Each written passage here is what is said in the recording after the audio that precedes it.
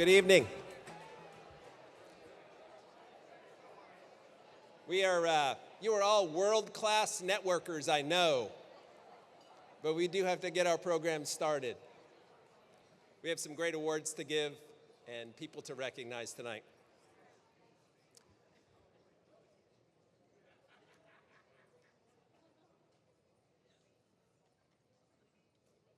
Thank you.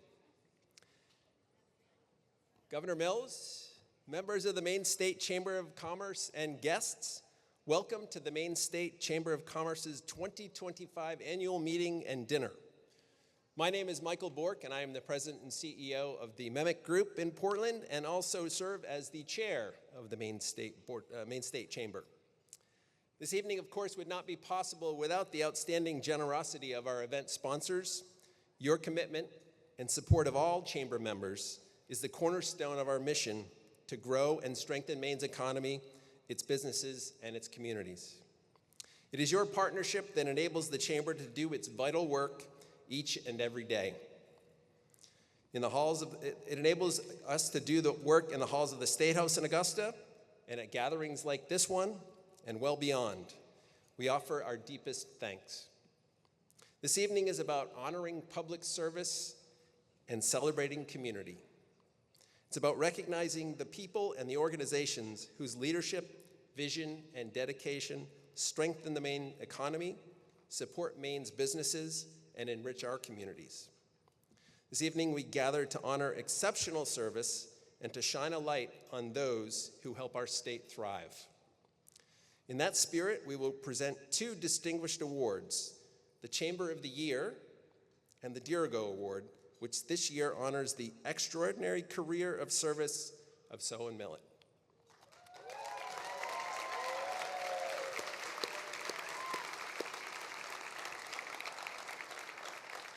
I was remarking earlier today on a call we had about the agenda that Sawin is somebody, he's sort of like Prince or Beyonce. You just need the one name and you know who we're talking about. We know how important he has been to our state. It's great to be able to honor him. Now, to open our program, I am pleased to welcome Divisi Bangor to sing the national anthem.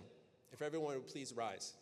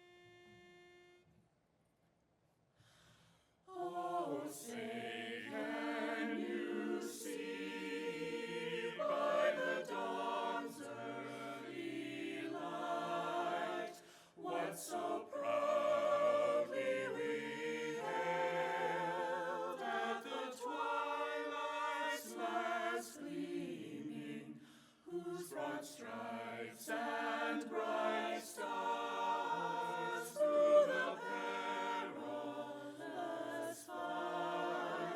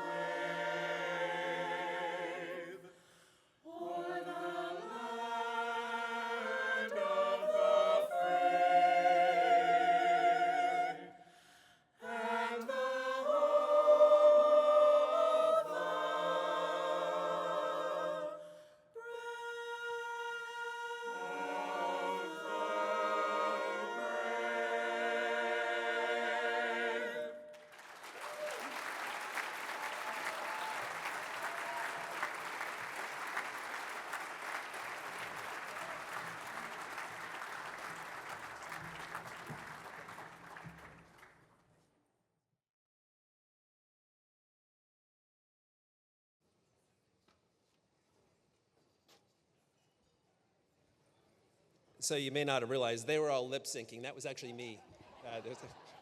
No, you never want to hear me sing. That was beautiful. Thank you so very, very much. I'd now like to welcome to the stage the President and the CEO of the Maine State Chamber, Patrick Woodcock. Patrick, I know you'd like to make a few remarks to this organization. Here we go.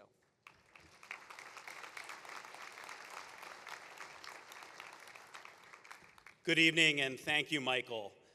Just a few announcements. Please take notice of the exits.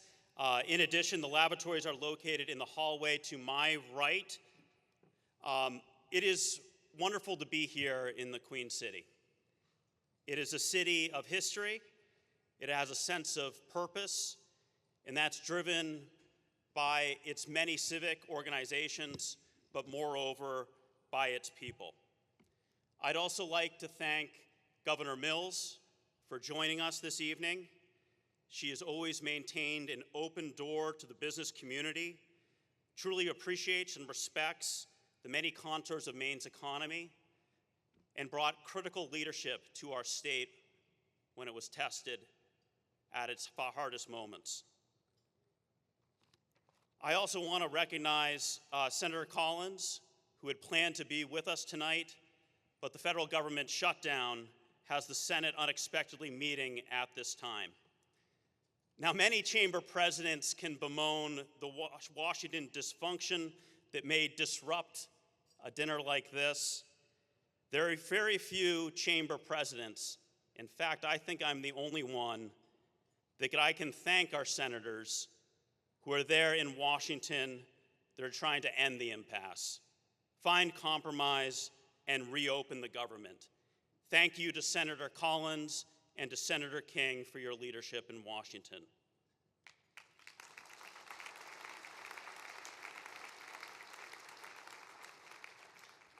At a time of division nationally, it is so important to recognize what may unite us. Our local communities, rediscover our collective stake. We all benefit when communities thrive. We don't have to dream it. They're doing it with the leadership in this room through local chambers of commerce. Chambers are conveners, problem solvers, and a steady presence through times of growth as well as challenge. Tonight we recognize three that exemplify that mission. In Bangor, we see a chamber that is shaping a modern regional economy while staying grounded in the values that have historically defined this region. They're lifting up local leaders, investing in the next generation, from 7th graders to emerging professionals, and building partnerships to our north and east.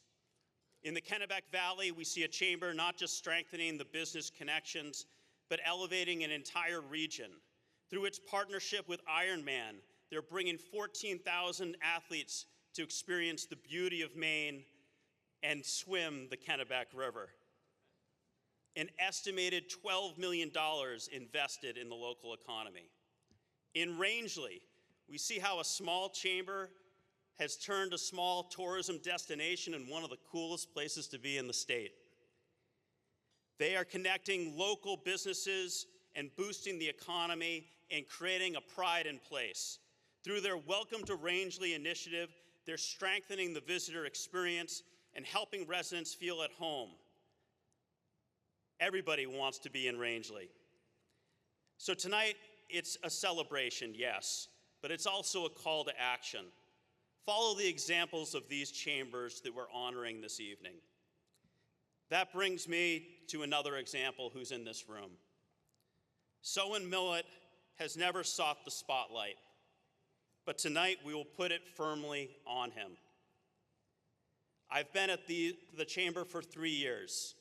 We've celebrated 4 brothers that forged one of Maine's most prominent companies in Chinbro, an icon of the higher education in Lori LaChance, and now we turn to public service. Maine has a long and proud tradition of producing public servants that lead with humility, expertise, and an unshakable work ethic. Yes, Sawin embodies those traits, and those alone would be worthy of tonight's award. However, what really separates Sawin's constant strive to integrate others in public policy detail. Time after time, when rhetoric divided, Sawin would dive into the nuances and bring a committee together and ultimately a legislature.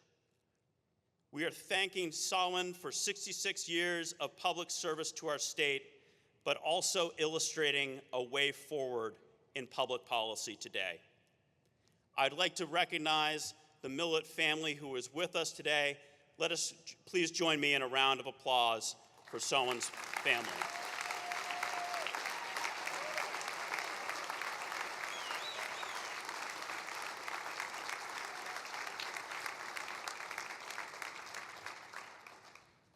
Now I'd like all the legislators in the room, could you please stand and be recognized? All the legislators.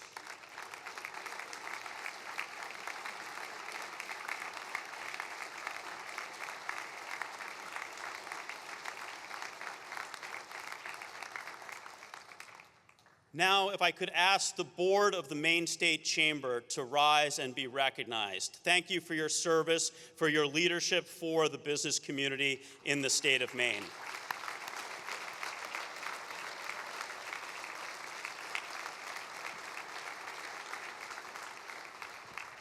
And finally, to the chamber staff, please stand and be recognized, both state chamber staff, the regional chambers, Kennebec, Bangor, and Rangeley. Would you please stand and be recognized?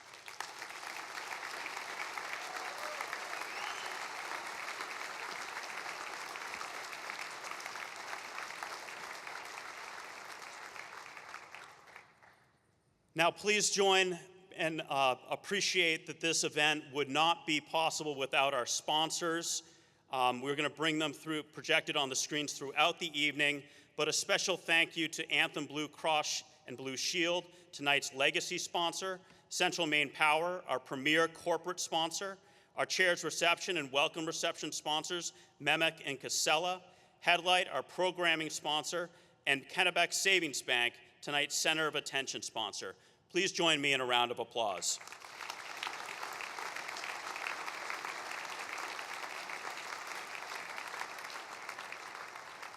And with that, it is my honor to introduce to you the governor of the great state of Maine, Governor Janet Mills.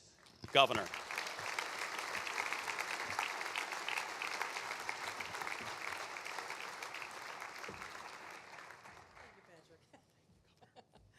Good to see you. He's so tall, crying out loud. Thank you, Patrick, and thanks to all of you for inviting me to celebrate with you the accomplishments of the chambers across the state and the state chamber especially. You know, 20 years ago, I was privileged to serve on the Appropriations and Financial Affairs Committee of the Maine State Legislature before and during some of the worst financial times in recent decades, the recession and financial collapse of 2008-2009. And I worked with senior House and Senate members of both parties to forge budgets that met the challenges of those difficult times, painful times. Two of the most powerful voices on that committee were Representative John L. Martin of Eagle Lake, so-called Earl of Eagle Lake, and Representative Sawin Millett of Waterford. I got to tell you, serving with both of them was the equivalent of earning a master's degree in state finances and public policy. But it was Sawin especially who brought home the advantages of institutional history that we have often lost. As we examined line by line the merits of each program, and as we worked to try to preserve the social safety net that our state provides to every citizen. We couldn't prevent a national financial crisis, but Sawin Millett's insights prevented us from taking actions that would have set Maine's economic recovery even further behind. And only about a decade later, Maine faced another national crisis that destabilized our economy, the coronavirus pandemic.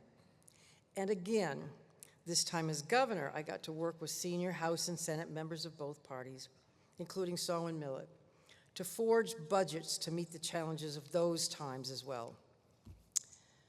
Well, fast forward to today, 2025. Maine's economy has not only recovered from that pandemic, it has grown at a faster rate than many other states. In fact, we experienced more economic growth in the last 6 years than we did the entire 14 years before I took office. Now I am proud to say there are 28,000 more jobs in our state than there were 6 years ago. In just the first 8 months of this year, more than 12,000 new businesses filed to begin operations in Maine. I hope they all become chamber members. Maine's unemployment rate has remained below 4% for nearly 4 years, one of the longest stretches ever, and consistently below the New England and the national rates. Our state's credit ratings have been upgraded to the second highest possible ratings ever after being downgraded during the previous years. And that's a reflection of what credit rating agencies have called our strong financial governance and the more than $1 billion we've reserved in our budget stabilization fund. Sounds like a speech to the Appropriations Committee. But that improvement didn't happen by accident. With the support of the legislature and organizations such as the Chamber, we've been making investments in Maine people to create the conditions, the environment for strong economic growth. We enacted the Dirigo Business Incentive Program, thanks to Mike Duguay and Heather Johnson, previous commissioner, who's here tonight as well, somewhere. Hi, Heather. Hi, Mike. We've enrolled, less than a year later, we've enrolled businesses that are already planning more than $810 million in capital investments in this state. So we're getting there, we're making progress. We expanded pre-K and internships and apprenticeships and career and technical education. We fully funded revenue sharing and state funding for public schools. We made community college free, and I will continue to urge the legislature to make that nationally recognized program permanent so that our kids and grandkids can get a good education in Maine. We connected nearly 86,000 homes and businesses to high-speed internet, huge, with the help of a lot of federal funds as well. And we created more than 6,000 new childcare slots across Maine, many of them in rural Maine. And we're building more than 5,000 new homes. By investing in job training and education and childcare and housing, we're finally attracting the workforce that our state needs to grow. In fact, our population actually increased by more than 50,000 people since 2018. Who knew? Reversing that age-old trend that I remember hearing about when I was a kid, when I was in school, and when I was in the legislature. People are leaving Maine. How can we get them back? How can we keep them here? It's happening. It's all good news, but we know that economic progress is slowing now, and now that Maine people are struggling with high costs and paying more of their hard-earned paycheck just for basics. I believe that the administration in Washington, D.C. is making it a bit harder, not easier, for people to make ends meet. I'm concerned about the tariffs. While some tariffs can promote fair trade, whipsawing taxes on incoming goods and changing from one week to the next, from one country to the next, especially on Canada, our largest business partner, all of that threatens our economy and undermines the stability that businesses and people need, and it keeps costs rising for Maine people. This summer, you probably know, I visited Halifax, St. John, and Fredericton to speak directly to Canadians and to promote our state as a great place to visit, continue visiting, and to do business. I want to thank the Chamber for also expressing its concerns about the President's broad tariffs and for standing by Maine households and businesses. We've met the challenges of our times before, thanks in large part to a farmer from Waterford who was always willing to stand up to his own party and even to stand up to me from time to time. That voice of reason and civility is becoming more rare in politics, unfortunately. But Sawin Millett created the model that we should all follow. Sawin, my good friend, after decades of leadership at seemingly every state agency and in the legislature and now county government, It's always only fitting that we all celebrate you tonight, that we honor you and your institutional history, your integrity, your ability to see to the heart of a problem and to the heart of the person to find common ground. So I can think of no one more deserving than you to receive the Dirigo Award tonight. And on behalf of the 1.4 million people of the state of Maine, I thank you for your long-standing and continuing service to the people of our state. Thank you.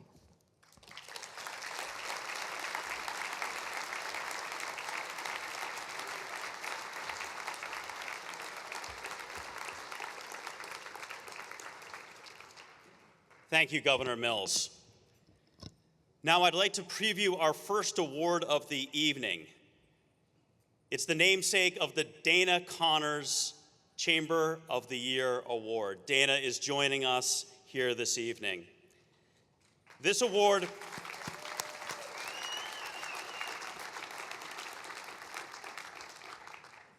is an opportunity to highlight the exceptional work that is happening in our communities. We are continually inspired by the local and regional chambers' commitment to the Maine people, businesses and economy, sometimes with very small staffs. The idea that chambers were invited this year to nominate themselves, as well as their membership to nominate them, and compete in what would be a competition to assess the Maine State Regional Chamber of the Year. The judges were intentional about the size of the chamber, on its growth, its innovation, and contributions to its community. The metrics included membership growth, retention, revenue were also considered, along with strategic initiatives that advance the Chamber's mission.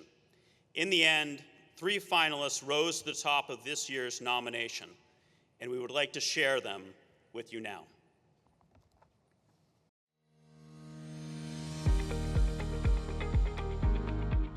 Welcome to the Bangor Region Chamber of Commerce. For me, what sets this chamber apart is truly the people. The sense of community that we have around here. Everyone is generally just there to support each other. They want to see you succeed. And it's not just about the networking or exchanging business cards. It's about building those strong business relationships and supporting each other in a way that can help you grow. We really meet them where they are to identify what are your goals, what are you trying to accomplish, how can we as an organization help you achieve those goals, or if those goals are outside of the scope of the chamber, let's connect you to the resources and the people who can help with that. As a community as a whole, the chamber is truly a support system that they're cheering you on, helping your business grow. Looking ahead, how can we as an organization continue to address the needs of our communities, continue to have value and provide value and opportunity for our members, and continue to positively grow our region in a way that it's a wonderful place for people to want to live and work and play. Our Fusion Bangor program is celebrating 20 years this year, and we're so proud of that. And one of the things I love about it, and I know it's not just me, I speak for others, is we've watched young professionals take on leadership roles with Fusion Bangor, and for many it's their first time serving on a steering committee or a committee or a board. And many have now evolved to serving on the chamber board and other boards in the community.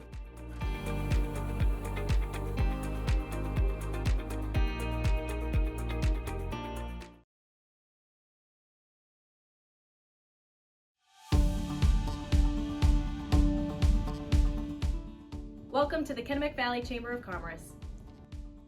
From my perspective, the Kennebec Valley Chamber of Commerce, is different than other chambers in its level of enthusiasm, participation, and engagement.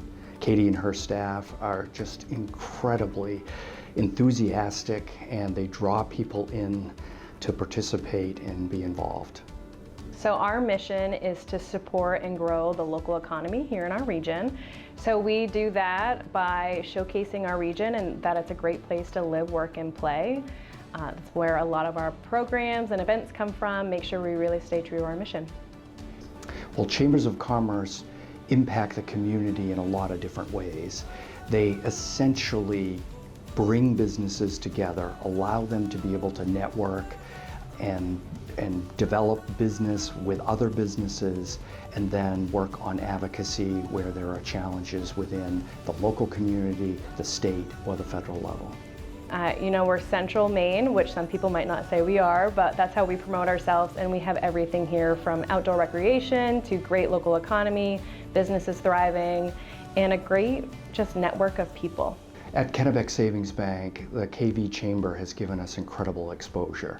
The ability to be able to network with other businesses, which is really great. The opportunity to sponsor events and really be a platform for telling your story to the community.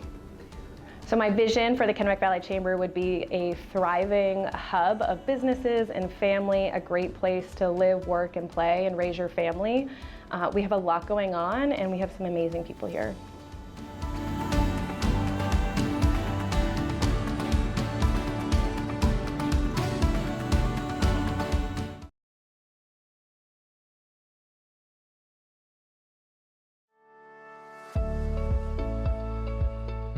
Welcome to the Rangeley Lakes Region Chamber of Commerce. Our Chamber of Commerce is constantly evolving and adapting to global and national trends, but attempting to do this in a way that doesn't compromise Rangeley's heritage or its unique character.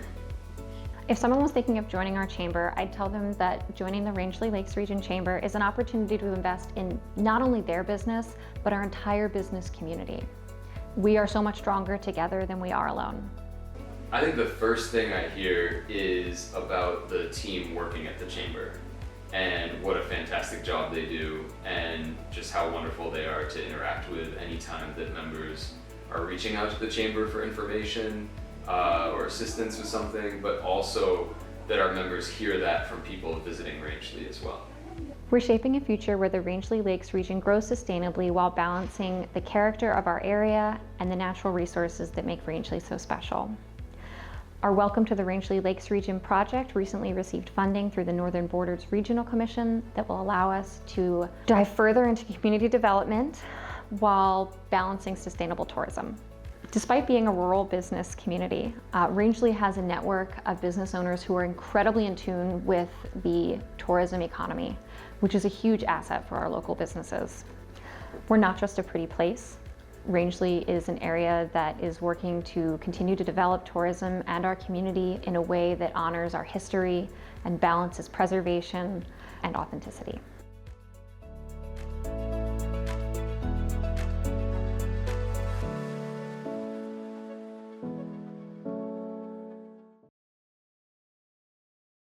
Let's hear it for those three chambers working to build up their communities. Please stand, the chambers, please stand and be recognized.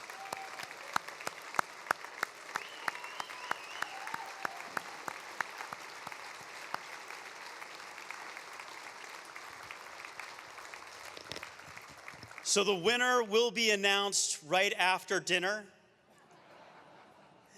At this time, the cross-insurance staff will be coming around to provide a table to the buffet. We will begin the rest of our program at about 7:15. Enjoy your dinner. Good evening.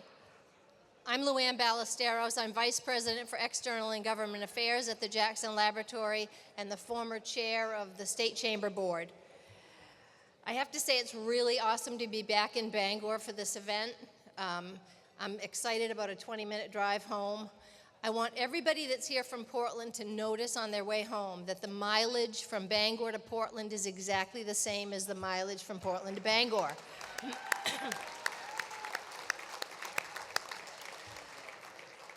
It's now time to introduce the Regional Chamber of the Year Award. Patrick did a great job teeing it up. It was just like a real award ceremony.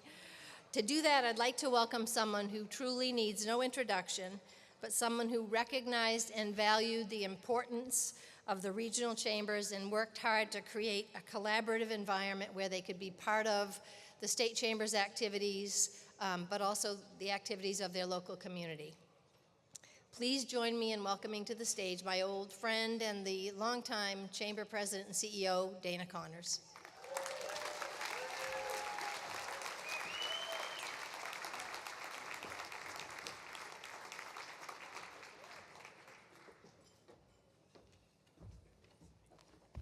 I think the focus was on old, but I'm not going to take that too personally.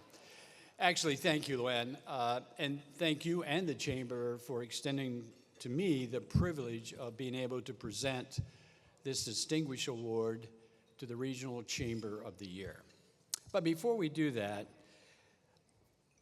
let me just share a few thoughts with you as we speak of the Chamber, its role in the community, and so forth.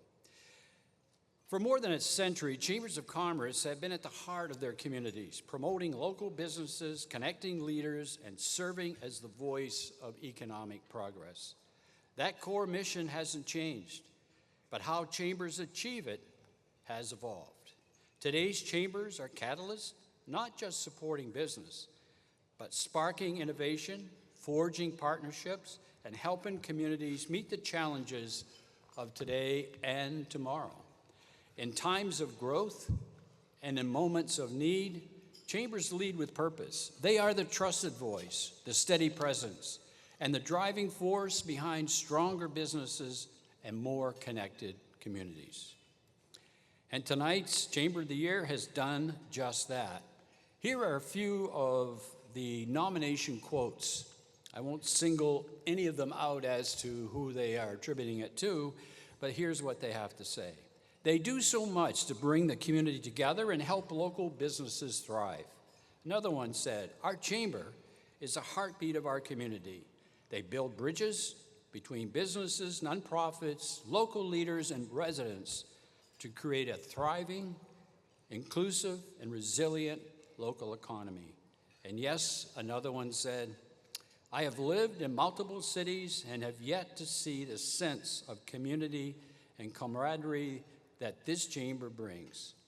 I moved here 3 years ago and had to restart my business from 0 clients, and now the business is self-sustaining, and I credit the impact of the chamber to my success.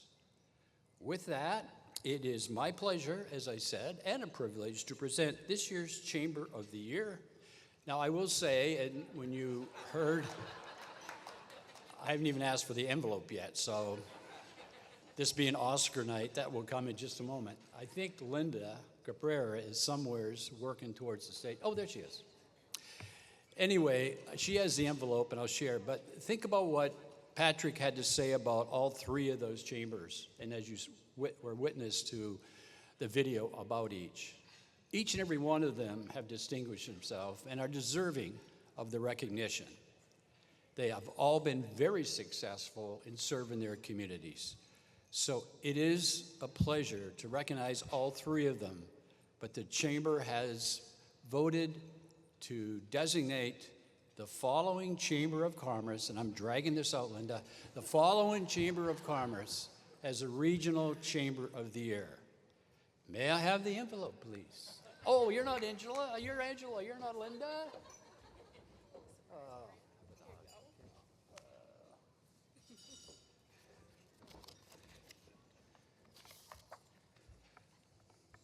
The Chamber of the Year award goes to the Bangor Region Chamber of Commerce.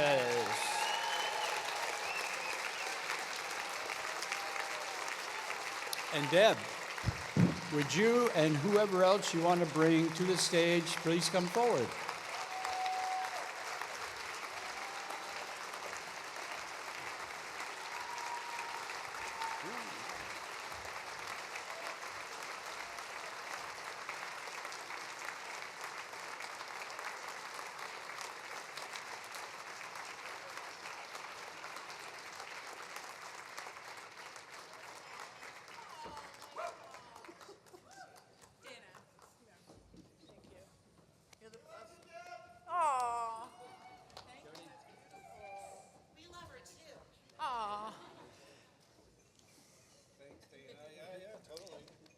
Wow. I'm Deb Newman, President and CEO of the Bangor Region Chamber of Commerce. I'm about to celebrate 10 wonderful years in this role.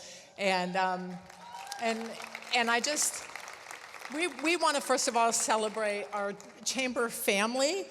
Congratulations, Katie and your wonderful team at Kennebec. and of course, Allie and your team, Rangeley Lakes. You guys are amazing.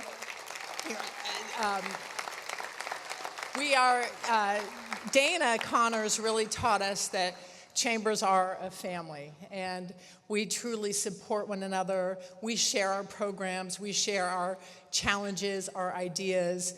We have an association called the Maine Association of Chamber of Commerce Executives. Katie is currently board chair, I'm past chair, and it's just a wonderful collaborative partnership. Every chamber in Maine is very unique, but the one thing we all have in common is that we truly care about our communities and how best we can serve you, our members, our region, our state, to ensure that we have a vibrant, exciting economy, and we are a place where people want to continue to live and visit and move to. So I'm sure I speak for all of us when I say we're very proud of the work we do. And thank you so much to Patrick and the team at the Maine State Chamber, because you are true partners and supporters, and tonight really demonstrates that. We really appreciate that you took the time out of this very important event to shine the spotlight on the work of chambers, and thank you for all of the work that you do. And none of us would be here without all of you. And we are so fortunate to have an incredibly supportive community. I know many board members are here from our chamber and from other chambers, and all of you who support your chambers of commerce in so many ways. We would not exist without you. I am honored to accept this on behalf of our incredible, talented team. We have an amazing, small, mighty, 5-person team supported by an incredible, committed board of directors and many volunteers. We have members of our steering committees here from our Fusion program and our leadership program, and they all contribute to the work that we do. So thank you to all of you for everything that you do to make our work possible. I would not be doing my job if I didn't say, welcome to Bangor. We're so happy you're here tonight. On your table, you have our destination, Bangor magazine, that our chamber publishes. Shout out to our team. We produce that entirely in-house, all of the content, and distribute 20,000 of those everywhere. So please take one with you. And if you're visiting, you need to spend the night. Enjoy our downtown. Go across the street. Have some fun at Hollywood. And check out everything that our wonderful city has to offer. So thank you all for being here. Thank you so much for this honor. We will do our best to live up to it and lead in partnership with all of the chambers here tonight. And congratulations, Sawin Millett. It's an honor to share this stage with you. Well deserved. Thank you, everyone.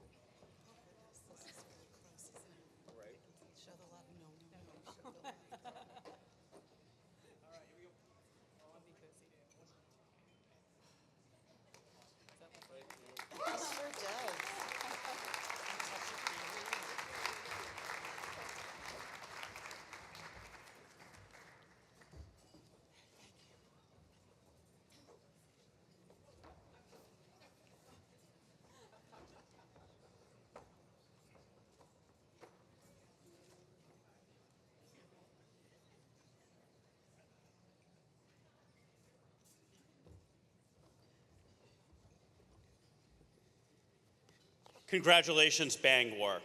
I think it is important to recognize all the leadership in this room, both in our business community, but also that there needs to be respect for public policy leadership. It lives in our public institutions, our universities, in the people who dedicate their careers in building the foundation for the economy to thrive. The Maine State Chamber of Commerce's Dirigo Award is named for our state's motto, I Lead. It honors individuals whose service, vision, and integrity have had a lasting impact on Maine, and those who lead not with flash, but with focus, not for attention, but for the common good. Tonight's honoree, Sawin Millett, has spent more than 6 decades, I didn't really believe that when I first read it, a career that has spanned legislative, executive, and local governments across 9 gubernatorial administrations, 9 terms in the Maine House of Representatives.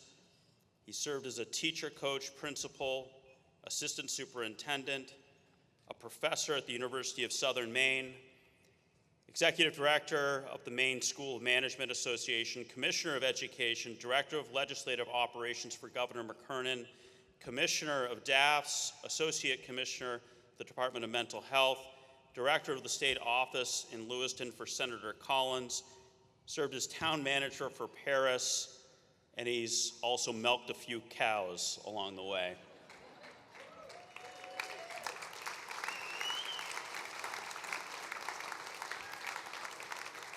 The executive board decided to provide this award, and I called someone up earlier this year.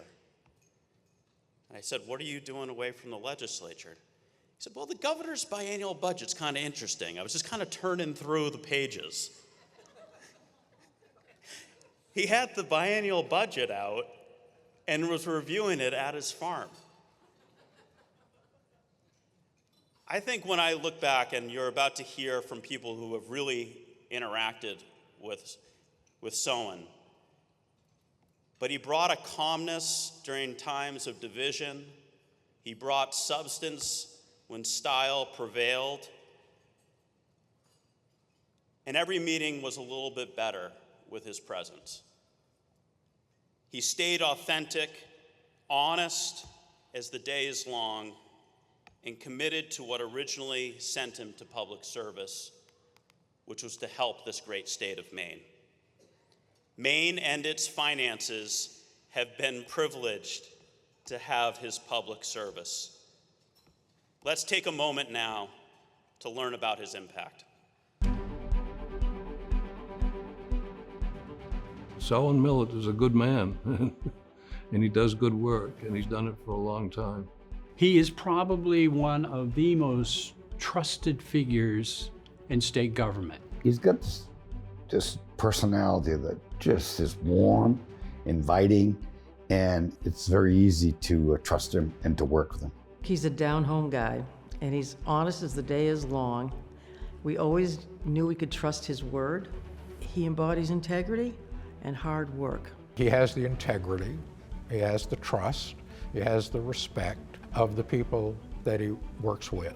His integrity and openness earned him admirers across the political spectrum. Sawin's always open-minded and always listens to what other people have to say. He was in public service in Maine for 1/3 of the history of our state. Over 60 years of service to the state of Maine.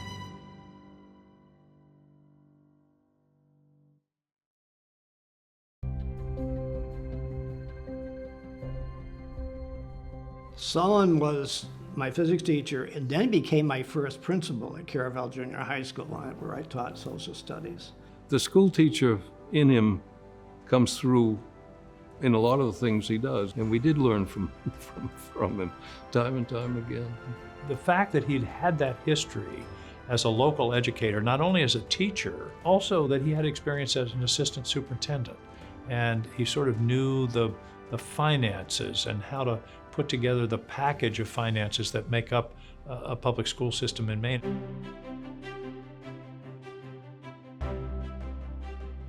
He had those responsibilities. He had family responsibilities, responsibilities to a herd of cows and a farm that needed a lot of work all the time. But he never failed to be there for a vote be there for important debate or discussion on a bill, particularly on the measures pertaining to the budget. Every Monday we would have a staff meeting of all commissioners, and we would start at 8 o'clock at the latest. He would have gone home the night before, regardless of how late the session took him or responsibilities kept him there. He would go home, he'd get up in the morning, he would do his farm job, those responsibilities from milking the cow to whatever else is included. He would be at the staff meeting at 8 o'clock before any of the rest of us.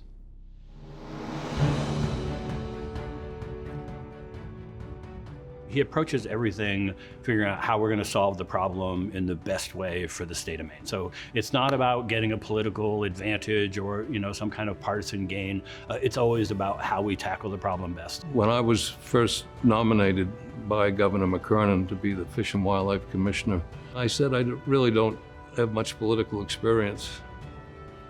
He said, "Bill, I just want you to remember that the best politics is doing a good job." He's actively engaged with everyone that comes in. He asks the most questions of all of the legislators that are on the panel. He wants to understand the issue. He wants to understand your viewpoint, whether he agrees or not. He takes the time to understand all sides of the issue and then make the best decision for the citizens of Maine. I think you can't ask for anything more than that from a public official. You're not going to agree with everything, with everyone all the time. And you need to have somebody who at least is listening and then making their own decision on what they think is best.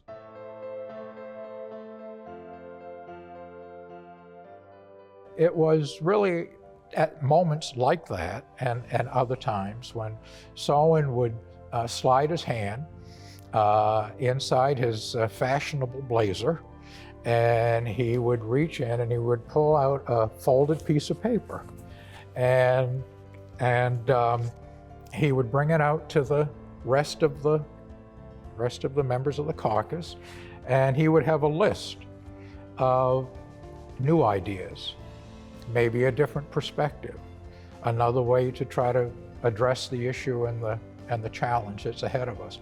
And the next thing you know, he does this, and energy is back in the room, hope has returned, people are upbeat, and they leave ready to go ahead and work the problem the next day. Sawin has a reputation of having these little secret little tickets in his pocket, and every once in a while when you're in trouble, he finds a way to get you out of it.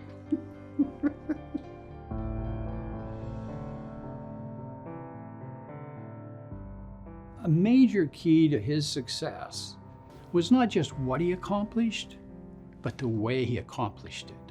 Sawin's success in both elected and appointed offices in public service, I think has been due to the approach that he always took in decision-making and in public policy. And that approach was to begin by listening to people that he was working with, and then to respect their views, whether or not he happened to agree with them, analyze exactly what the conversation had entailed, and then doing what he thought was right. When you hear people talk about they don't make them like that anymore, you better hope that's not the truth, because we're always going to need, every town needs a Sawin Millett, every state government needs a Sawin Millett. He is the way I think public service people should be, which is he understands that people are aware that they're not going to agree with you all the time and you're not going to agree with them. But they just appreciate the fact that somebody in public service who can make a decision is willing to listen to them before they make a decision.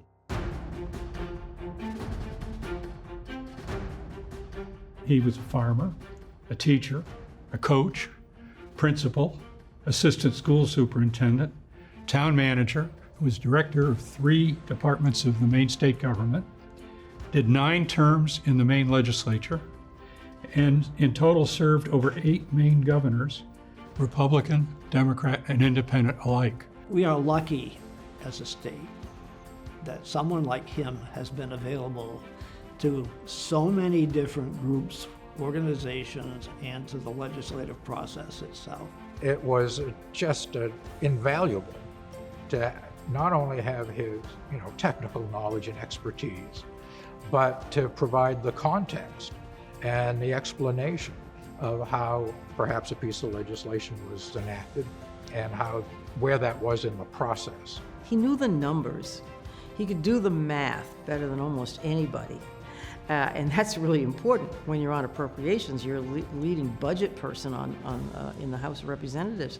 And so we could trust what he did because we knew he was honest and he knew the math. Sawin's vast experience at so many levels of government just gives him a unique set of experiences that are so useful when you get to difficult decisions in terms of state funding. In both the legislative and executive branch, Sawin has demonstrated absolute mastery of budgetary issues. His command of the complexities of state finances steered Maine through many challenging times. There's so many great people in the state that have given so much to the state. Sawin has done it probably the longest of anybody, and he's such a steady Eddie that we do well to listen to him.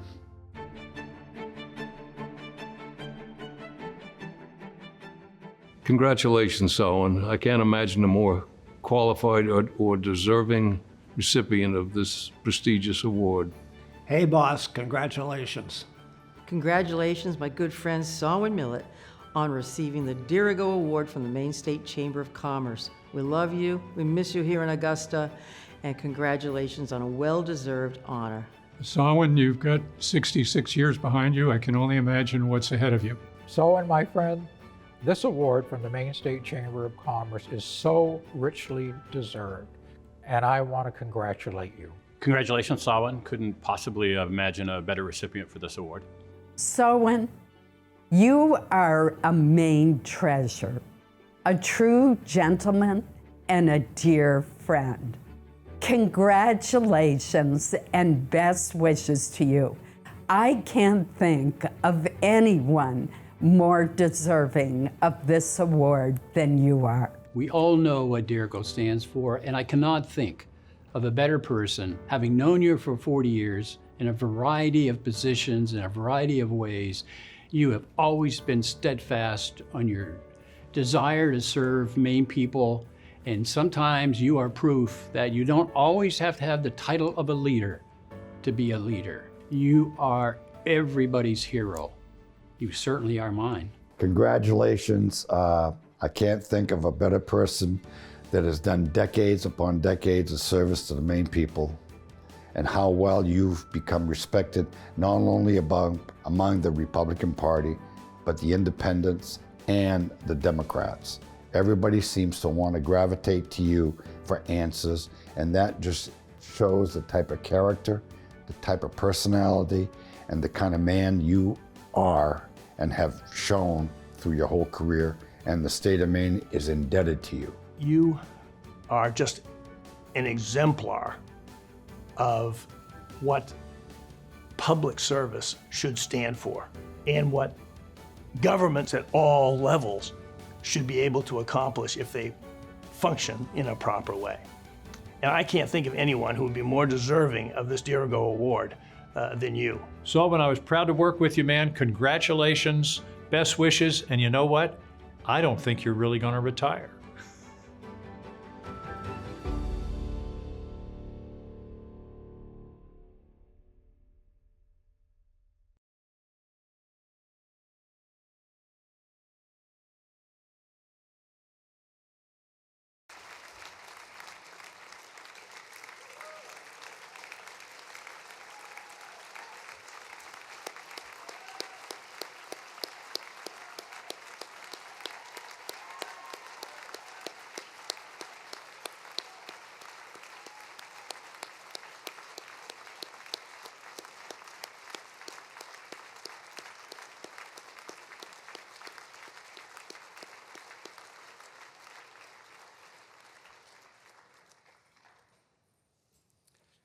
What a career and a legacy. Thank you for setting a standard for us to all follow. We're honored to have you here celebrating with us this evening. Good evening, everyone. My name is Jeff Bauer, and I'm Vice President of Tax at IDEX Laboratories and Vice Chair of the Maine State Chamber of Commerce Board of Directors. We also wanted to share a few words from someone who has worked closely with Sawin and has been a steadfast partner in Maine's business community. At a time when Maine desperately needed support and leadership in Washington, Senator Collins has answered the business community's call, indeed, our state's call.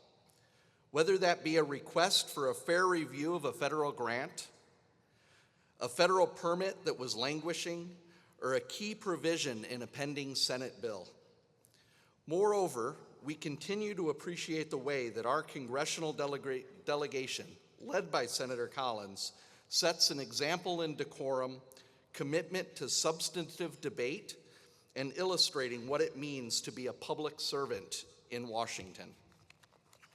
Senator Collins had hoped to be with us this evening, but the federal government shutdown has required her to remain in Washington.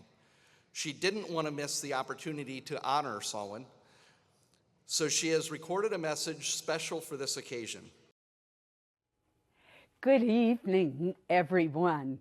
How I wish I could be here in person with you tonight, but it is still such an honor to have the opportunity to say a few words from afar about my good friend, Sawin Millett. This is a great recognition of his tremendous accomplishments. When Maine achieved statehood in 1820, one of the first acts of our new legislature was to adopt an official state seal topped by a banner bearing the word Dirigo. During the more than 2 centuries since, no one has better exemplified our motto, which means I lead, than Sawin. When I was asked to offer remarks this evening, I had a hard time deciding where to begin. Sawin's accomplishments, his vision, or his complete dedication to the people of Maine. Then I realized that no matter where we begin, we end up in the same place, his character.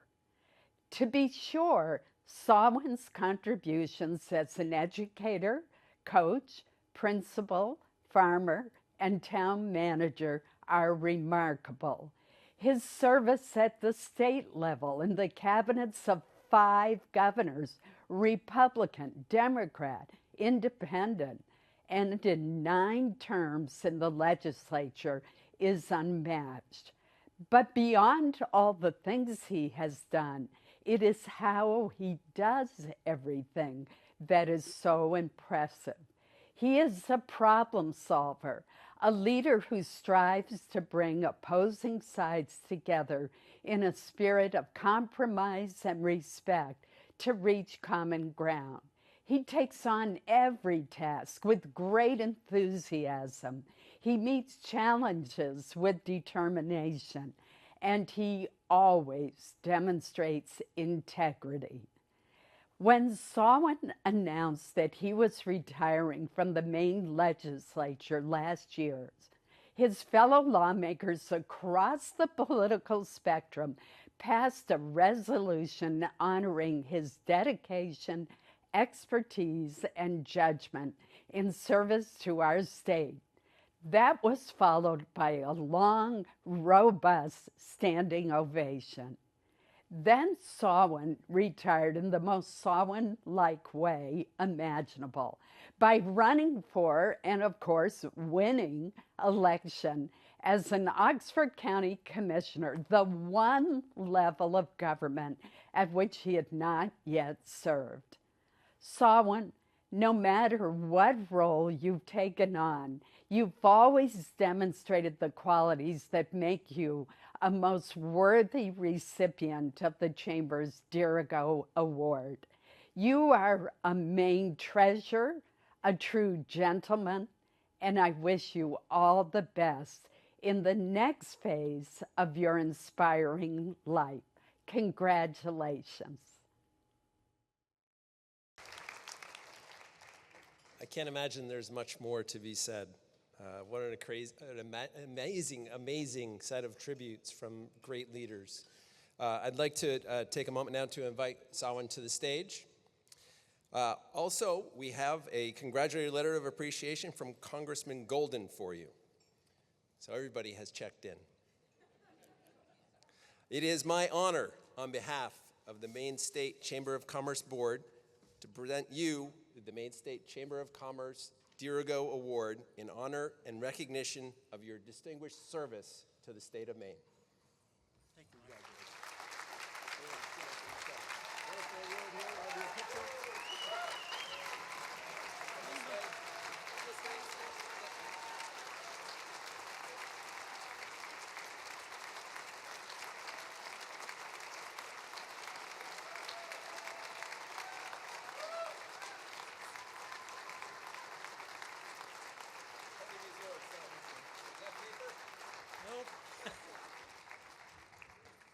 Wow.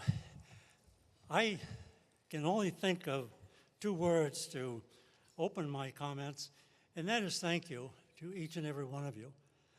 I think there's a certain amount of exaggeration in the video, but I take it to heart because I am so transparent.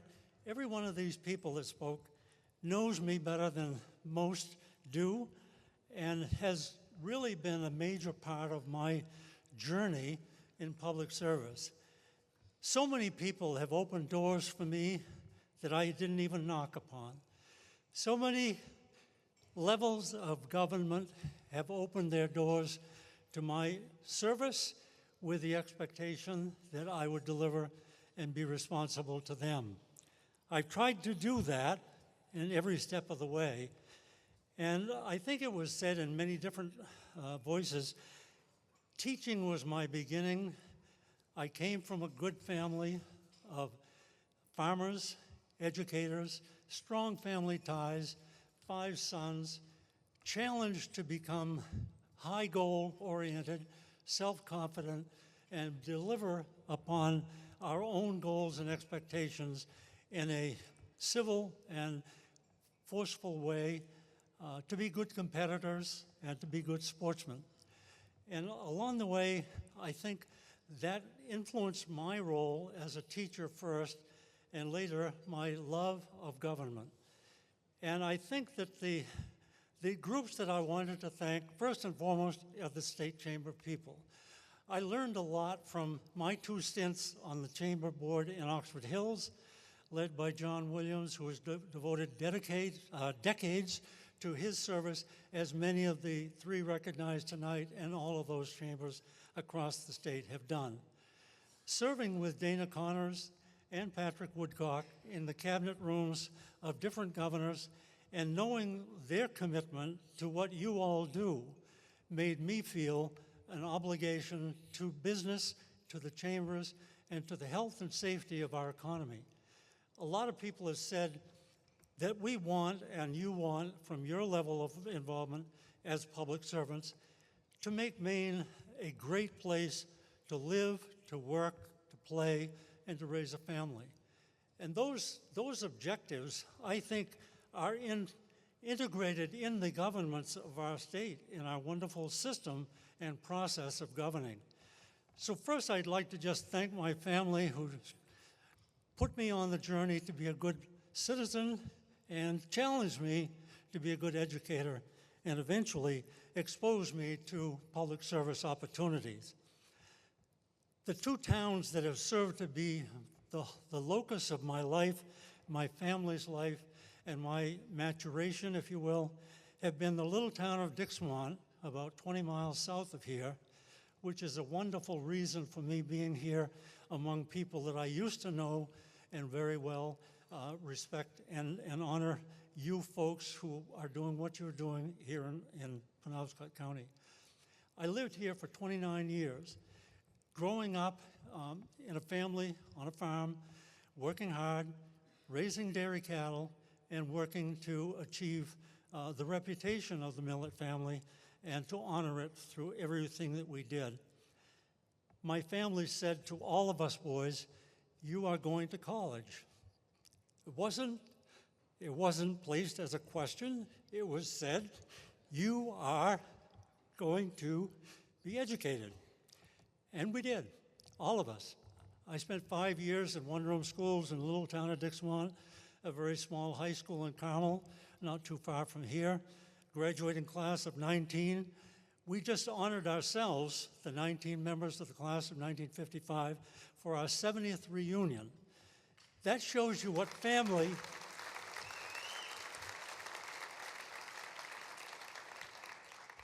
I think the word family can be used in so many different ways, but growing up, being part of a group, and you have, I think, naturally instincts tell you, remember those friendships because they will come back to your mind for the rest of your lives, and you should keep them as long as you can. We had a wonderful English teacher, Eleanor Coney, became Eleanor Campbell and lived in Brewer. She met with us for almost all of those 70 class reunions. From 19, we're down to 9, and unfortunately, we lost her last fall.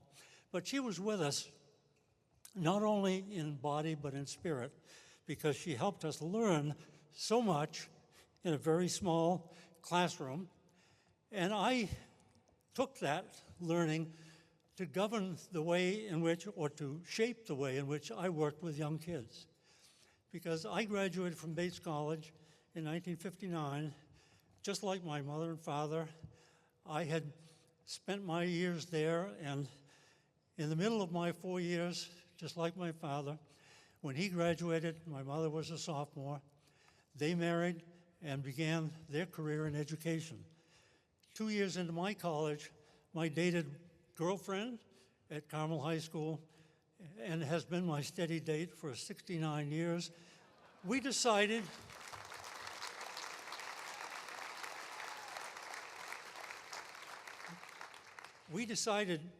together we wanted to get married and to have a family and to live on a farm. So we got permission from the college, which was not easy, and support from my family, and we married just before the start of my junior year. It was a major step in the right direction. We raised a family. She helped me get my grades up.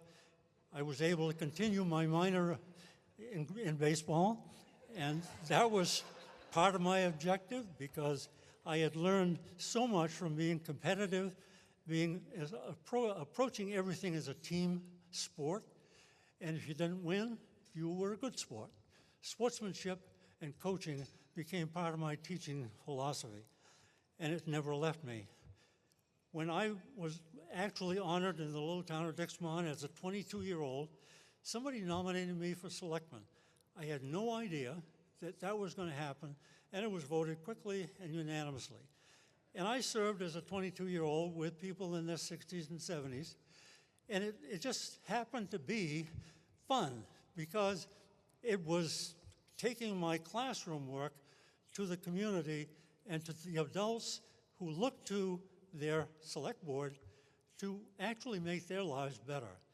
And it gave me a different classroom with respect for adults. And I always said to them in town meetings, and the next year I became their moderator for life, if you ask questions, I'm going to answer them. If I don't have the answer, we're going to discuss what you asked, and we're going to get you an answer to your questions. And it will be with respect, and it will be responsive to what you really want to understand. It was just like what I had learned in the classroom. When they later, including other towns in Penobscot County, Carmel, Etna, Herman, Levant, and Plymouth, elected me in 1968 to the legislature, I was overwhelmed when I first stepped foot into the House chamber.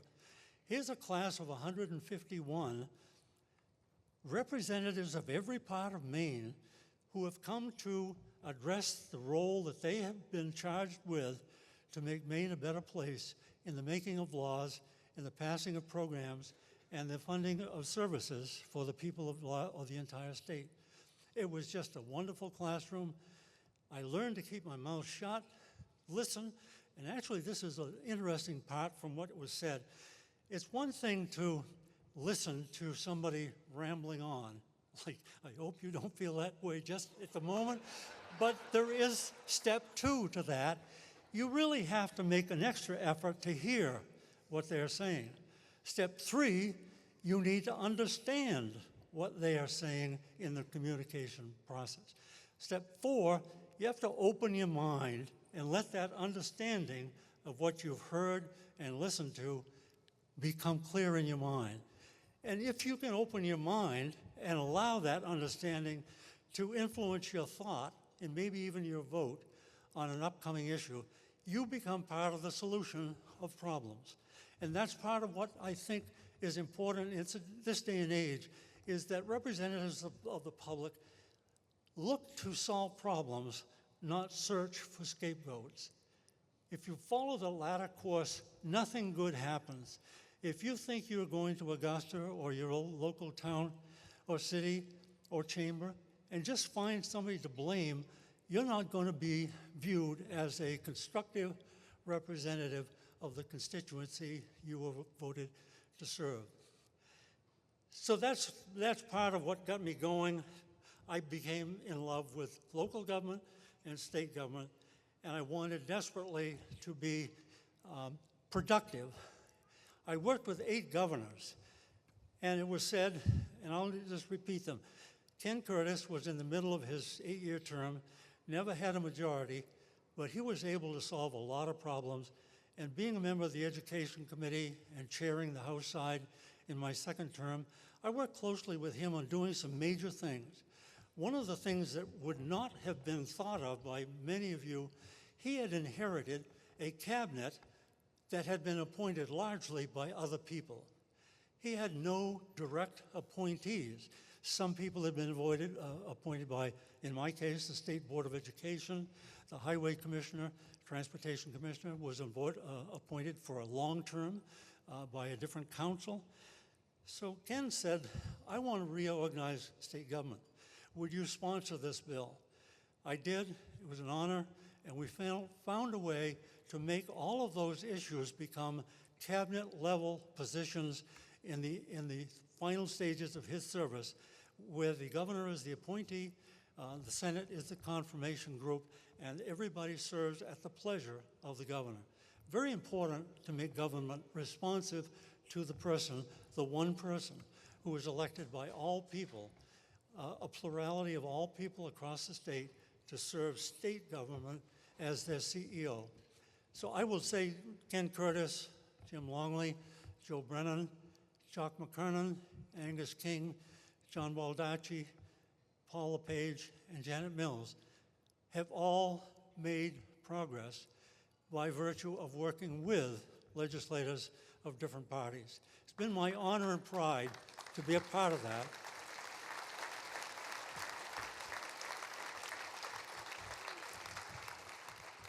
I would not say, and I would not even think of saying bad things about any one of them, but I would just say to you that every one of them has made good things happen, and when good things do happen, they happen when we're working together. So that's the way I got started.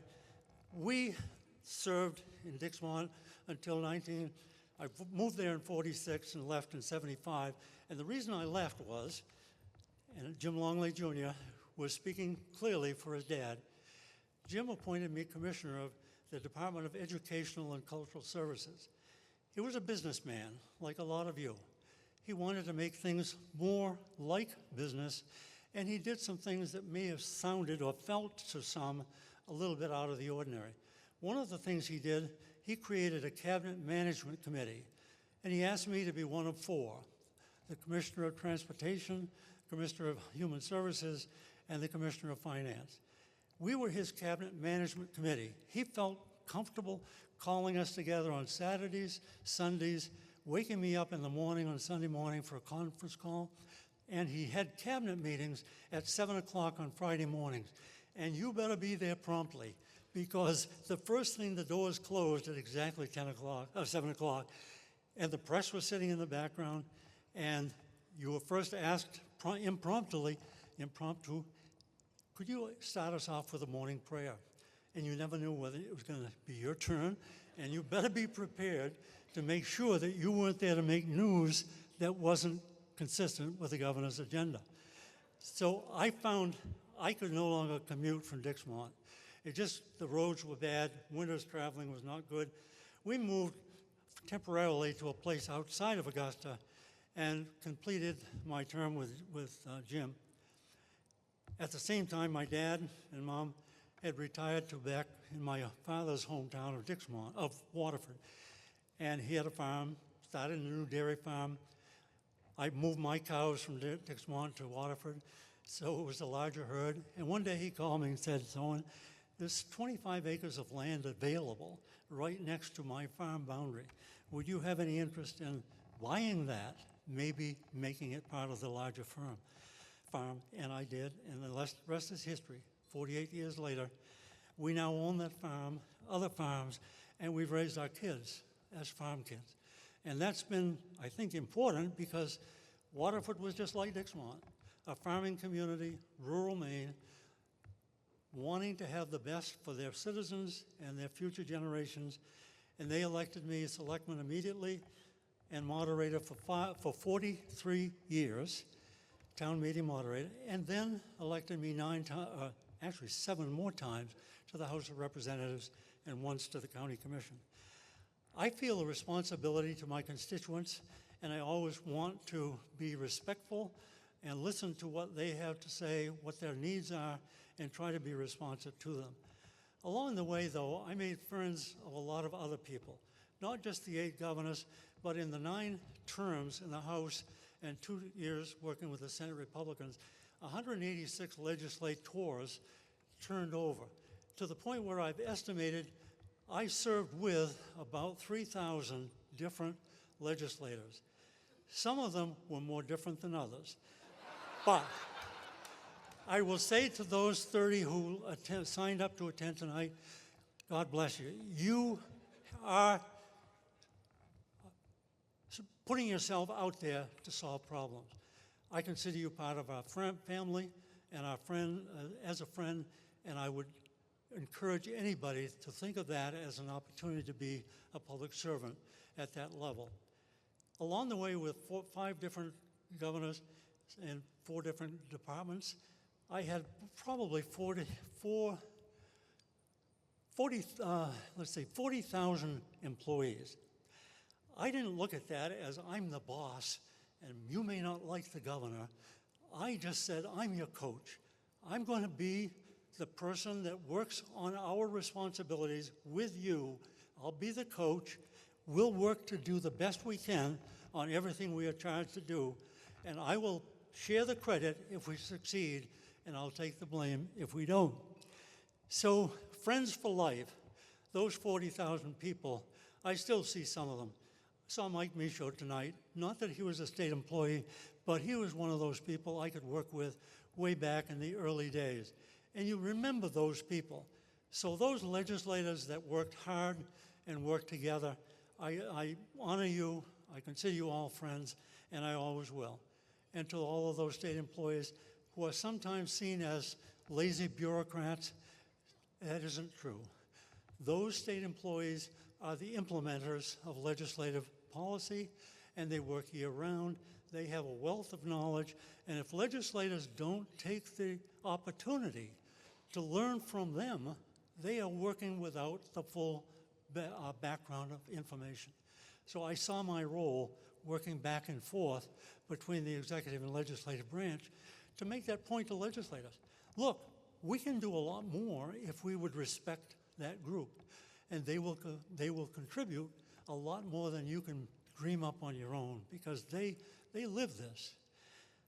The one branch of government that I had not met with, and Susan Collins helped me get the federal role as a level, but there was along the way as I worked my way through, I said to myself, like some of the people in the video, boy, I'm getting my experience with every level of government, federal, state. With Susan, I had 3 counties. With my school district, I had 2 towns. And with my chamber, I had a whole county of different members. So I was getting the message of the experience of working with people at the sub-county level. And then finally, I got a chance to complete the cycle with county government. And along the way, it offered the opportunity for me to become partly involved with the judicial branch. We have these three co-equal branches of government. I had not served with the judiciary other than working on their budgets with the highest level of judicial people. But now, in county government, I'm responsible for the jails, the probate court, the district court, the courthouse, and I've completed all three branches, all levels of government, and we're still going. And I think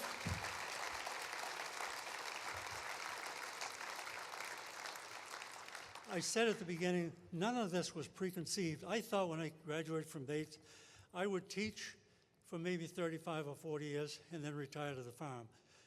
I found I liked teaching, I found I liked working with adults, and I loved government. State government became an obsession with me because I just wanted to work with everybody involved at both the executive and legislative branch and try to get things done. There's an old saying at the end of a legislative session, somebody will stand up and say, well, when all is said and done, much more will have been said than done. And that's not my philosophy. I want to see things get done. And that's been, I think, a hallmark of what we've tried to do, and it has happened more often than not. So thank you to all of those people. And politics is a people process. Make no mistake, this is not about egos. This is not about power. It's about working with people, for people, and having government by the people. And I think that's generally been the evolution that I've sensed along the way. So let me close by saying thank you so much for this trip down memory lane. I really appreciate everything that's been said. As I said earlier, they may have exaggerated a little bit, but I loved what they had to say because it's exactly what I wanted to be known as. I am so transparent. People can see what's going on in my mind before I open my mouth. And they know that my goal is to try to work across the aisle and get things done. So to all of you who are public servants in your own right, thank you for what you're doing. Whether you realize it or not, you are engaging in public service at a very high level. You're citizens, you're working to make Maine a better place to live, work, play, and raise a family. I applaud you. I want to say to you, all of you, each and every one of you, thank you for this wonderful honor. I will never forget it, and I love you all.